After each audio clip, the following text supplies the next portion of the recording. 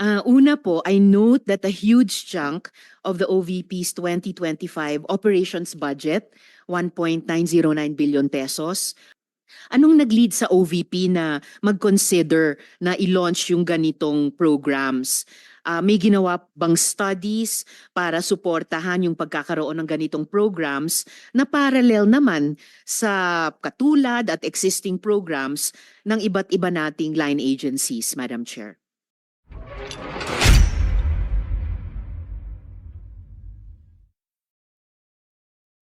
I am pleased to introduce the members of the OVP delegation, Attorney Zulaika T. Lopez, Chief of Staff, Lemel G. Ortonio, Assistant Chief of Staff. Please raise your hand so that they will know who you are. Attorney Roslyn Sanchez, Director for Administrative and Financial Services Office. Attorney Sunshine Chari Fajarda, Director for Strategic Management Office. Norman Baloro, Director for Operations. Attorney Emily Rose Torrentira, Head Legal Affairs. Julieta Villa del Rey, Chief Accountant. Amar Dehe, Chief Disaster Operations Center. Maria Adeline Rabago, Officer in Charge, Budget Division. Colonel Raymond Dante Lachica, Vice President, Security and Protection Group. May I request the Secretariat to present our OVP? Thank you.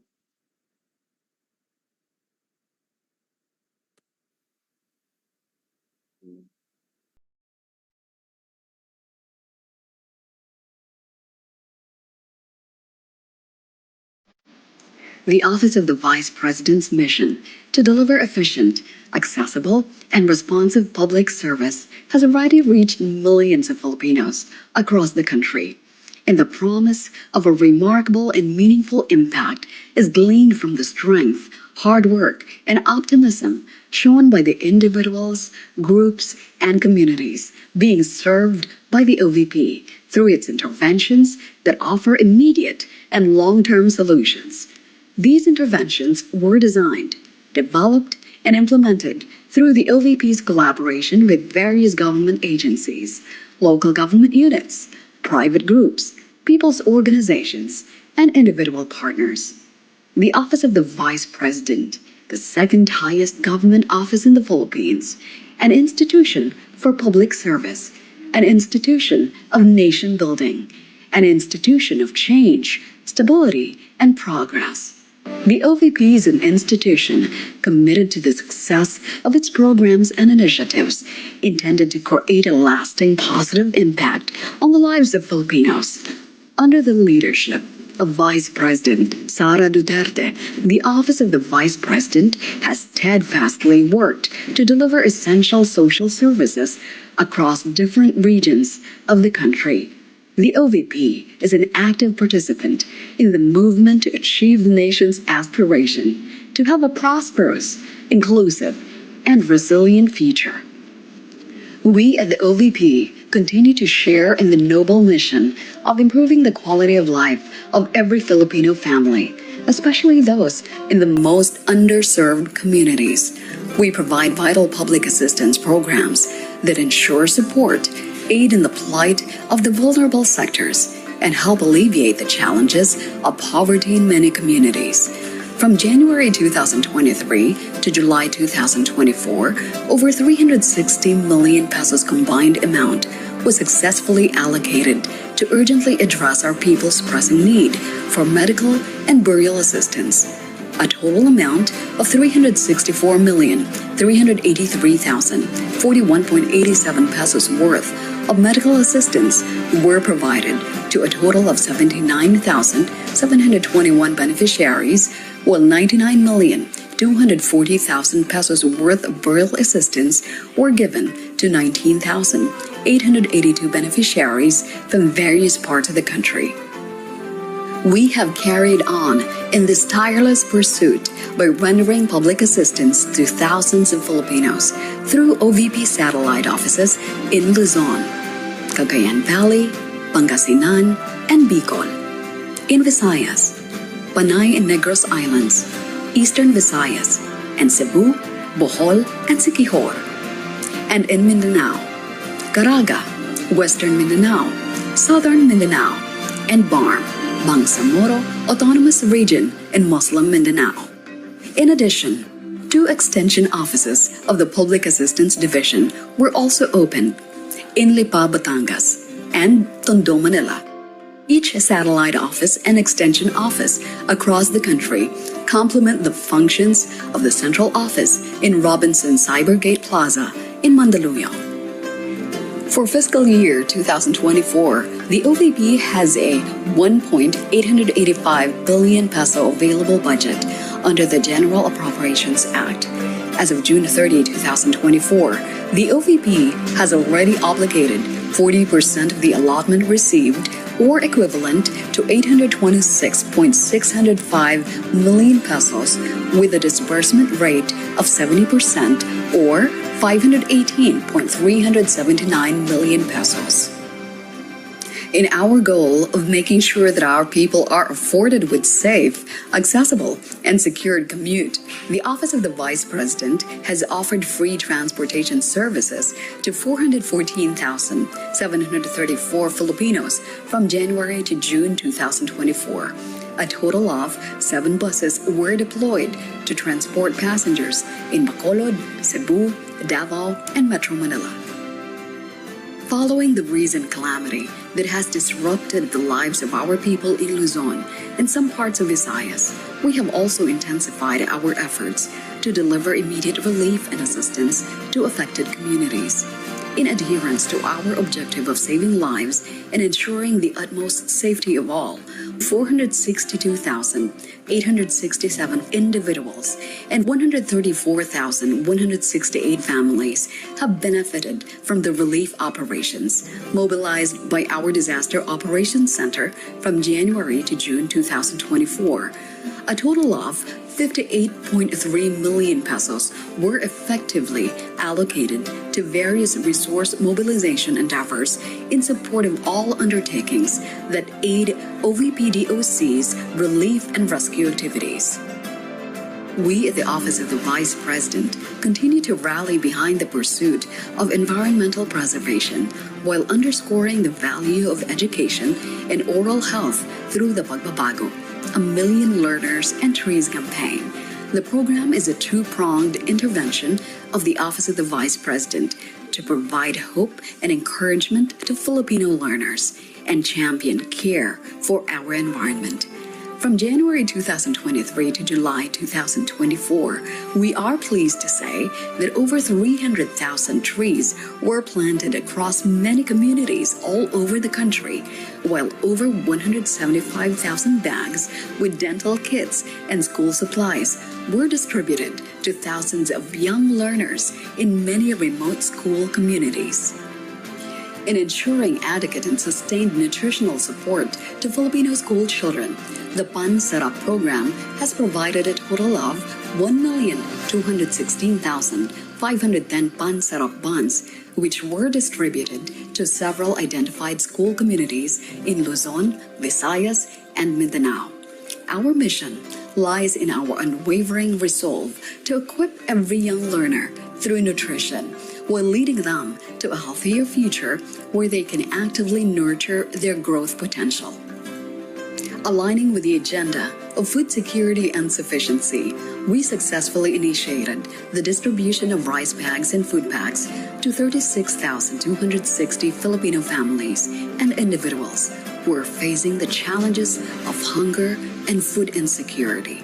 The RISE program of the Office of the Vice President is conducted to extend immediate relief and provide necessary support to our disadvantaged Filipinos under difficult situations. We reiterate our goal of helping our people realize their hopes for better quality of life by paving avenues that urgently address their most pressing needs. Likewise, we remain committed to our mission to promote socio-economic development among women and members of the LGBTQ+ communities by providing livelihood and employment opportunities to the qualified recipients of Magnegosyo Taday program. From January 2023 to July 2024, a total of 1,965,000 worth of livelihood assistance was successfully granted to 50 qualified recipients. They will also undergo technical and financial management training to ensure the success of their projects. We also continue in our resolve to uphold the value of transformational and servant leadership among the Filipino youth through the You Can Be VP program by promoting immersive opportunities that present the intricacies of governance and policy formulation. We hope that we can inspire them to become equipped and exemplary students with a genuine regard for their nation's welfare. Covering the period of January 2023 to June 2024, 255 local and international engagements were attended by the Office of the Vice President to show support and express our gratitude for the commendable social, civic, and development efforts undertaken by various organizations in the public and private sector. For 2025, the recommended budget for OVP is 2.37 billion pesos, an 8.05 increase compared to the current year appropriation amounting to 1.885 billion pesos. This proposal, once approved, will enable the OVP to continue the operations of the satellite offices and extension offices.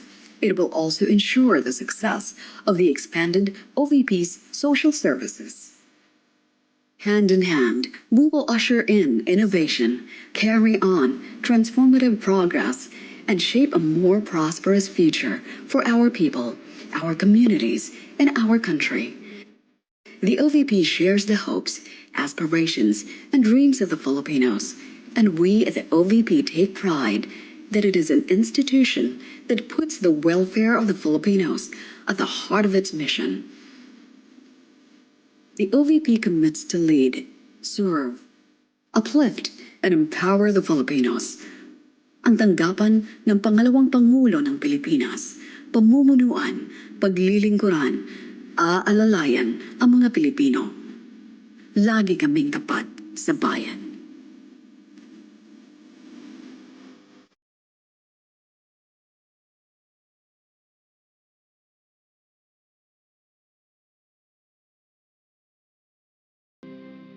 We request Maria Edlin Rabago, the OIC of the Budget Division, to present the salient points of the OVP budget for fiscal year 2025. Good afternoon, Madam Chair, and to the members of the committee. Presenting the highlights and salient features of the FY 2025 proposed budget of the Office of the Vice President. Under the FY 2025 National Expenditure Program, the Department of Budget and Management has recommended a budget of 2.037 billion pesos vis-a-vis the 3.24 billion proposal of the Office of the Vice President. The amount recommended is 8.05% higher than the FY 2024 budget as appropriated. This composed of the following. The recommended personal services budget for FY 2025 is 9.25% of the total recommended budget. It covers 149 filled positions, special duty allowance for military and uniformed personnel, salary for non-permanent positions. It also includes provision for terminal leave benefits of mandatory retirees, loyalty award, and anniversary bonus for OVP personnel. The total personal services including the RLIF for FY 2025 is 188.514 million pesos. Recommended MOOE or the maintenance and other operating expenses for FY 2025 is equivalent to 1.792 billion pesos. Significant portion of the total MOOE is allocated for the financial assistance or subsidies and supplies and materials or welfare goods, which account for 52.86% and 15.92% of the total MOOE. The MOOE is 87.98% of the total budget. The total capital outlay is 2.77% of the total recommended budget. This covers the procurement of motor vehicles in relation to the ceremonial, diplomatic, and advocacy-based engagements of the Office of the Vice President. It also includes ICT equipment and various machineries and equipment. By appropriation source, 2.026 billion or 99.5% is under the agency-specific and 0.05% is under the retirement and life insurance benefits. The appropriated budget of the OVP beginning 2019 is above 500 million. It has been consistently increasing since then, and under the current year appropriation, the OVP has 1.885 billion pesos. While the appropriation is consistently increasing, the obligation rate remained in good standing and maintained the rate at above 90%.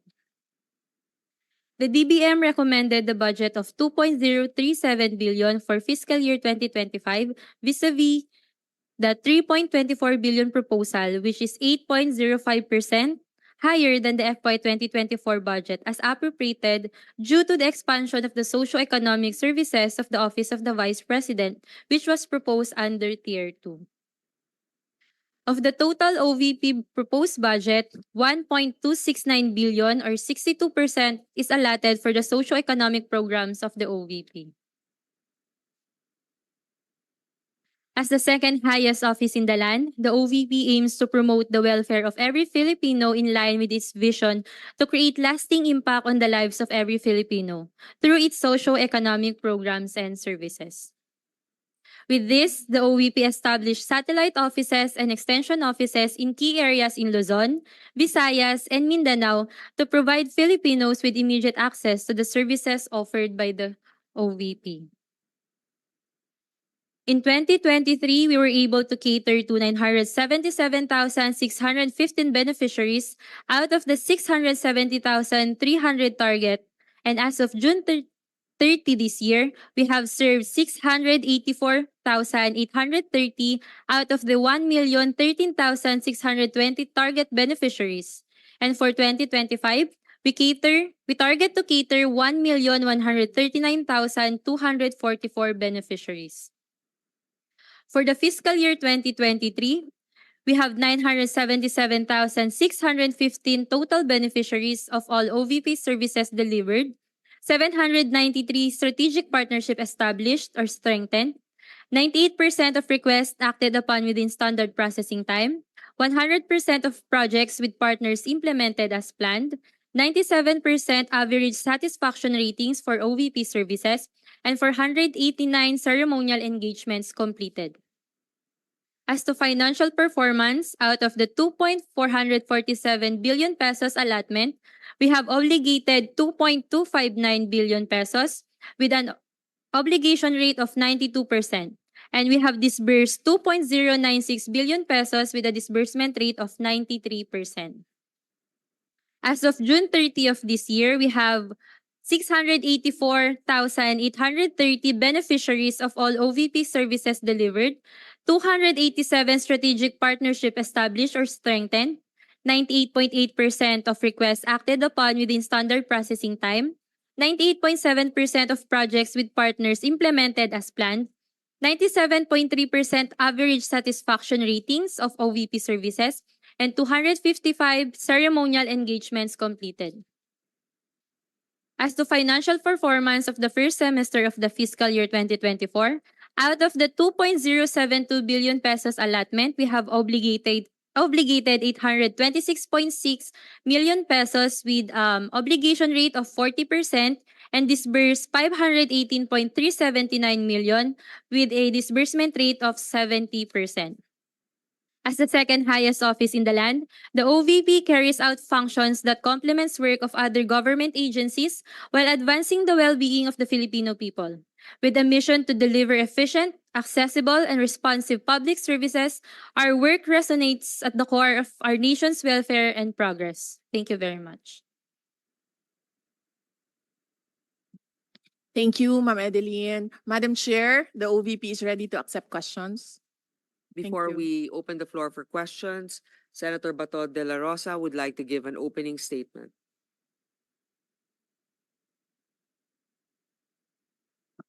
Thank you, Madam Chair.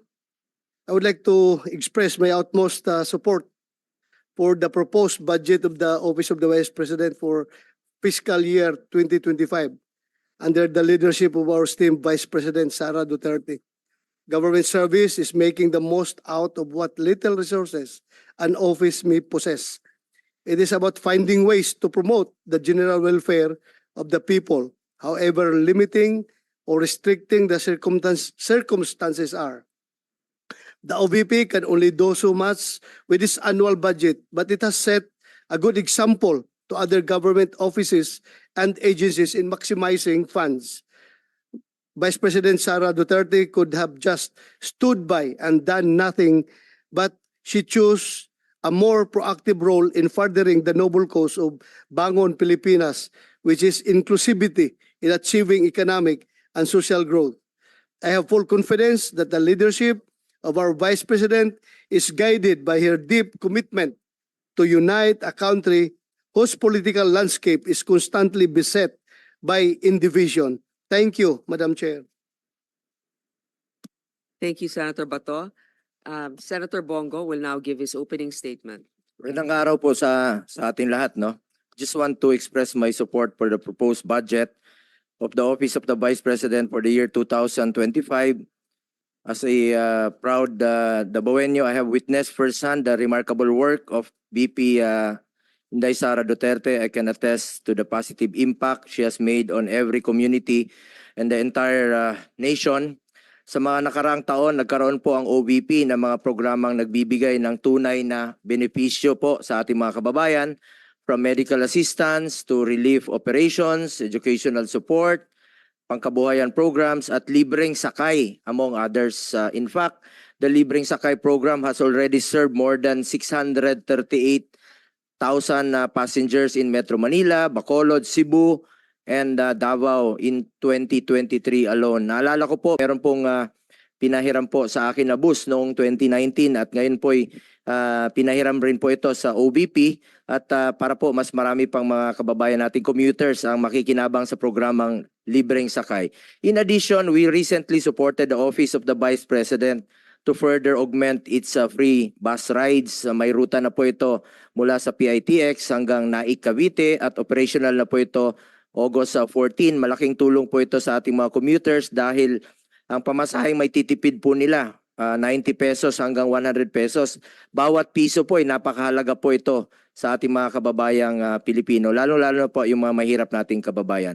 Ang programang ito ay tunay na nakakatulong sa pagpapagaan ng kanilang araw-araw na pamumuhay, kaya mas lalo pa po dapat natin itong suportahan. At we laud the calamity and disaster response of the OVP, which helped provide immediate relief assistance to more than 100,000 families affected by floods, fire, earthquake, among others. Muli, nais ko pong ihayag ang aking buong suporta po sa budget ng Office of the Vice President. Maraming salamat po, Madam Chair. Thank you, Senator Bongo. I would like to recognize Senator Jinggoy Estrada for his opening. Thank you, Madam Chair. The Office of the Vice President has been an active partner of various government agencies in providing vital services to our kababayan, thus fulfilling its mandate to improve their lives and livelihood. Through the various programs that the OVP implements, our countrymen in the marginalized sector are empowered to become contributors to our nation's progress. For the year 2025, the OVP will implement 2 new programs that aim to promote education and health. One of the programs is the Educational Assistance Program, which will reach out to the poor, marginalized, vulnerable, and disadvantaged families. Another one is the Wheelchair Program, which will cater to individuals in need of wheelchairs. I am certain that these programs will greatly benefit our people. Sa katunayan, ito rin po ang madalas na idinudulog sa aming tanggapan dito sa Senado at ikinagalak namin na maglulunsad ng Office of Vice President ng mga programa upang tugunan nito. Maraming salamat po sa ating butihing pangalawang Pangulo, Vice President Sara Zimmerman Duterte, sa kanyang mapagmahal na paglilingkod sa ating mga kababayan. Marami po ang umaasa sa mga programang inyong pinatutupad at dahil dito ay patuloy namin susuportahan ang pagbibigay ng sapat na pondo upang may pagpatuloy ninyo ang mga ito at makatulong sa mas marami pa nating mga kababayan.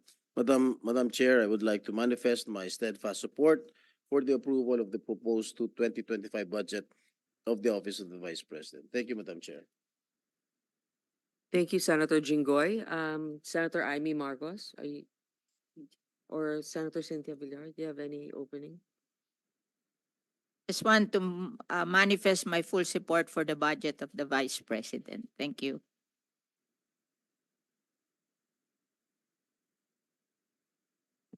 No introductory statements thus far, but from what I've seen, I think the limited budget of the Office of the Vice President is an illustration that budgetary restraint should not serve as limitations in performing, but should inspire other government offices to be more innovative and to have more initiative. So it should be an illustration of how we should really deliver services to the people. So thank you, the Office of the Vice President. I am here to show my full support to the immediate passage of the budget of the Office of the Vice President. Thank you. Thank you, Senator Tolentino. I'd like to acknowledge the presence of my colleagues here today. I think I've only acknowledged two. I should acknowledge also Senator Tolentino, Senator Bongo, earlier Senator Bato, Senator Jinggoy Estrada, and now Senator Risa Hontiveros.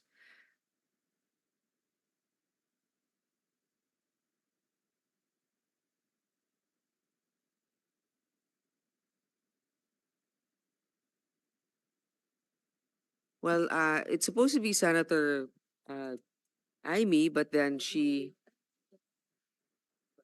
doesn't really.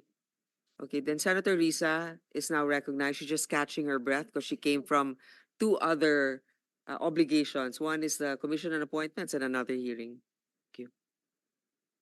Salamat po, Chair, at magandang hapon po sa lahat, mga kasama ko sa Senado at yung OVP family. Dalawang tanong lang po, Chair, para ngayong araw. Una po, I note that a huge chunk of the OVP's 2025 operations budget, 1.909 billion pesos, will be used for the delivery of socio-economic programs, such as one, medical and burial assistance program.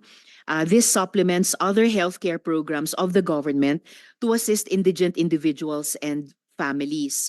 For 2025, 771.445 million will be allocated for the program.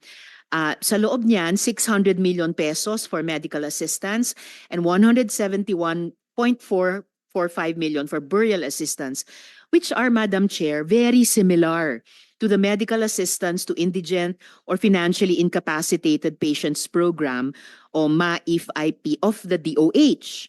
And DSWDs, Assistance for Individuals in Crisis Situations, or AICS.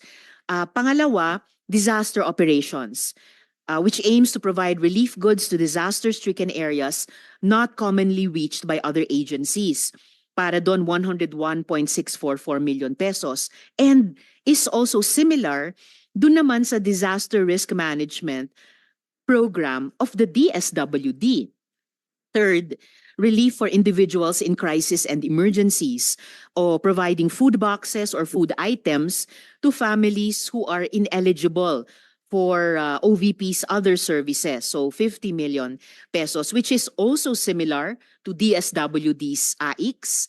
And last, Magnegosyo Taday, livelihood assistance for those with entrepreneurial skills, 150 million pesos, which is also similar to DOLE's naman, Integrated Livelihood Program o DLIP. So, ang tanong ko po dito, Madam Chair, anong nag-lead sa OVP na mag-consider na i-launch yung ganitong programs?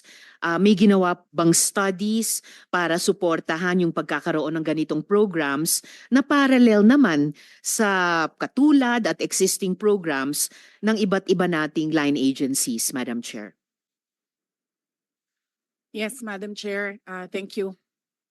Noong ako po ay nangampanya, tatlo lang po yung sinabi ko na plataforma. Una po, trabaho. Pangalawa po, edukasyon. At tatlo, mapayapang pamumuhay para sa ating mga mamamayan. Nung pumasok po kami sa Office of the Vice President, tiningnan po namin ang mga pinakamaraming requests ng ating mga kababayan. Una-una po, ang lagi po naming natatanggap na request ay medical and burial assistance. Pangalawa po ay financial assistance. Pangatlo, lagi silang humihingi ng tulong sa pagkain. At pang-apat, very recently sa tali ng mga Mga requests, no? Yes, sa tali ng mga requests is yung educational assistance na sinasabi ng mga kababayan natin. Sinasabi namin lagi sa kanila, libre naman yung public schools. Ngayon ay libre na rin yung higher educational institutions. Pero sinasabi nila nahihirapan kasi sila sa plete, nahihirapan sila sa pabaon ng mga bata at sa pagkain ng mga bata. Kaya meron kaming bago, ito yung educational assistance. At ang panghuli naman, lagi naming tatanggap na request galing sa ating mga kababayan ay kapag sila ay naging biktima ng disaster, whether man-made or natural disasters. So sila po ay lumalapit sa Office of the Vice President. Totoo po, merong mga ibang local government units at ibang national government agencies na ganito po ang kanilang programa. Pero po, nung ako ay umupo as a Vice President, I took an oath, and doon sa oath, I said that I will do justice to every man. So hindi po kami pwedeng humindi sa mga tao na humihingi ng tulong, lalong-lalo na ay kaparte ng gobyerno ang Office of the Vice President. Salamat, VP, Madam Chair. Sabi nga ng VP, Madam Chair, libre na yung public school, libre na rin yung higher education, bagamat ni-note nila na sinasabi ng mga nagre-request na nahihirapan pa rin sila sa ilang mga programs na nakalodge sa ilalim ng libreng edukasyon na iyan. Kaya nga kinonsider nilang mag-launch ng ganitong mga katulad na programs. Iko-consider ba ng VP na i-lodge na lang yung mga budgets nitong mga programa dun na lang sa mga line agencies natin, tapos mag-request na lang ang OVP ng allocation para in sync sa priorities ng executive department sa halip na magkaroon pa ng hiwalay pero magkatulad naman na programa, Madam Chair?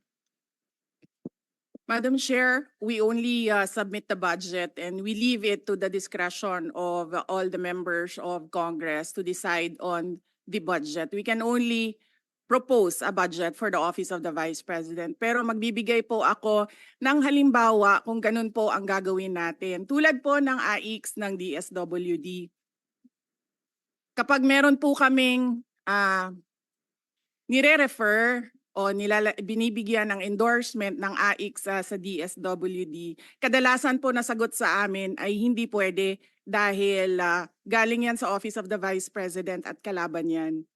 Minsan po, totoo yan na pupolitika ang assistance para sa ating mga kababayan. Kaya po, uulitin ko, ang mga tao naman kasi hindi sila tumitingin sa politika. Tumitingin lang sila na itong opisina na ito ay opisina ng gobyerno at pwede kaming humingi ng tulong doon.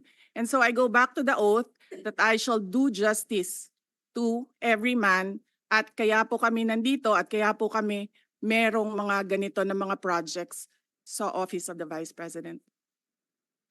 Salamat, VP, Madam Chair. Wini-welcome ko yung sinabi nila na the VP would leave it to the discretion of the members of Congress.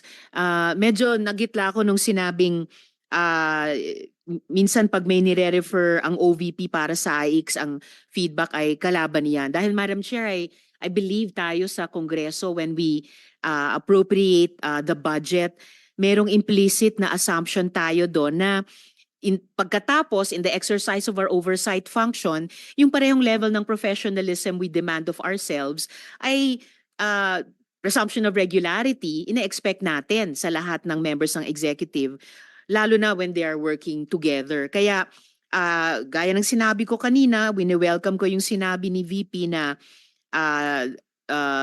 they would leave it to the discretion of the members of Congress, and tayo naman ay hindi tayo bibitaw sa mahigpit nating pag-ensure na these programs be implemented by the appropriate agencies o kahit in collaboration with each other na naaayon talaga sa tamang standards above partisan politics. And therefore, at the proper time, Madam Chair, gagawa ako ng proper motion para i-lodge yung budgets ng mga programang ito sa line agencies na may klarong opportunity for OVP na mag-request for allocation as for other offices in the executive. Yung huling tanong ko sa ngayon, Madam Chair, for 2025, one of the OVP's programs, Pagbabago Campaign, 1 Million Learners and Trees, involves the provision of bags to 1 million learners in remote communities while initiating tree planting activities. This gets an appropriation of 100 million pesos. Part of this campaign is an allocation of 10 million pesos for the distribution of Isang Kaibigan books, a children's book authored by the VP. Pwede po bang sabihin ni VP sa atin